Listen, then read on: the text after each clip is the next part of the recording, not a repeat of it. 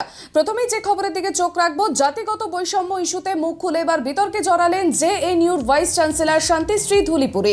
তিনি বলেন, নৃতাত্ত্বিকভাবে দেবতারা উচ্চবর্ণের অন্তর্গত নয় এবং এমনকি ভগবান শিবও একটি তপশিলি জাতি বা উপজাতি হতে পারেন। এক 9 বছর বয়সী দলিত ছেলের সঙ্গে সম্প্রতি ঘটে যাওয়া জাতিগত সহিংসতার বিষয়ে কথা বলতে গিয়ে তিনি বলেন, কোনো ঈশ্বর উচ্চবর্ণের নয়, আর যা নিয়ে ছড়িয়েছে চরম বিতর্ক।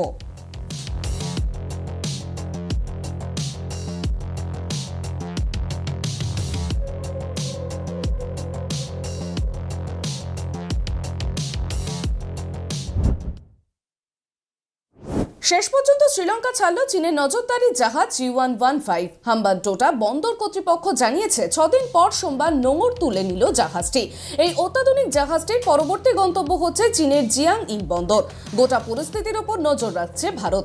হাম্বানটোটা বন্দরের হারবার মাস্টার নির্মল সিলভা জানিয়েছেন, সোমবার বিকেল 4টে নাগাদ বন্দর ছাড়ে চীনা জাহাজটি। এই অত্যাধুনিক জাহাজটি পরবর্তী গন্তব্য হচ্ছে চীনের জিয়াংইং বন্দরে। শ্রীলঙ্কার প্রশাসন জানিয়েছে 16 থেকে 22 আগস্ট জাহাজটি হাম্বানটোটায় ছিল।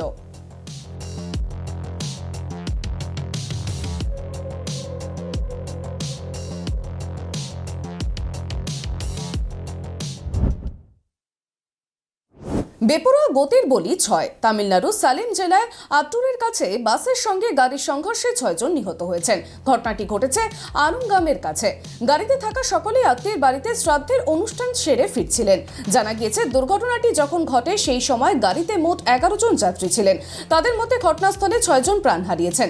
বাকিদের আশঙ্কাজনক অবস্থায় স্থানীয় হাসপাতালে ভর্তি করা হয়েছে।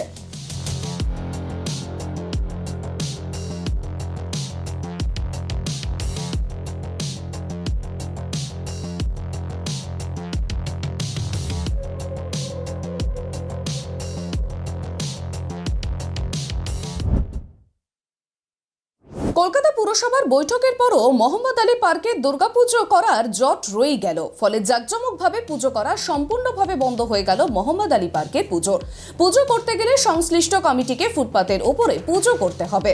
ফলে মোহাম্মদ আলী পার্কের পুজো নিয়ে অনিশ্চয়তা রয়ে গেল।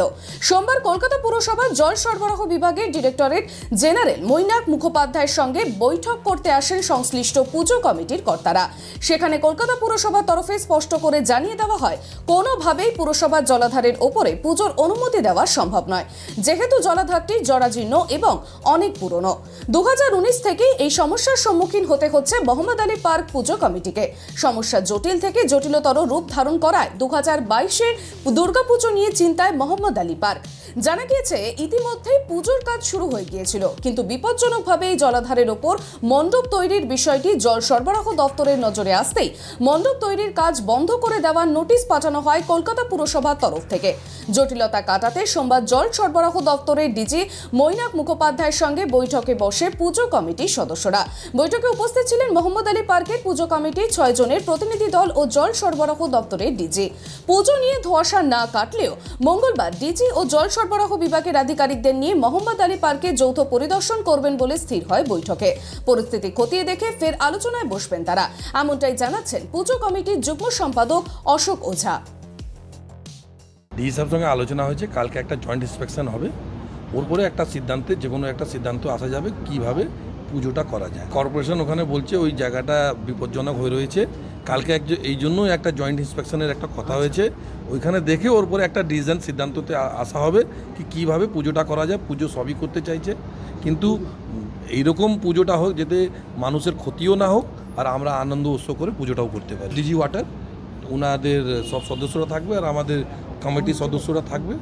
ওখানে আমরা একটা জয়েন্ট ইন্সপেকশন, ওখানে ওই প্ল্যান নিয়ে সব হবে, কোন জায়গায় রিজার্ভার আছে না আছে, সলিড মাটি কোথায় আছে, সেতে পুজো করা যায় কি না, সেটা একটা জয়েন্ট ইন্সপেকশন। আশেপাশে এরকম কোনো বিকল্প জায়গা নেই।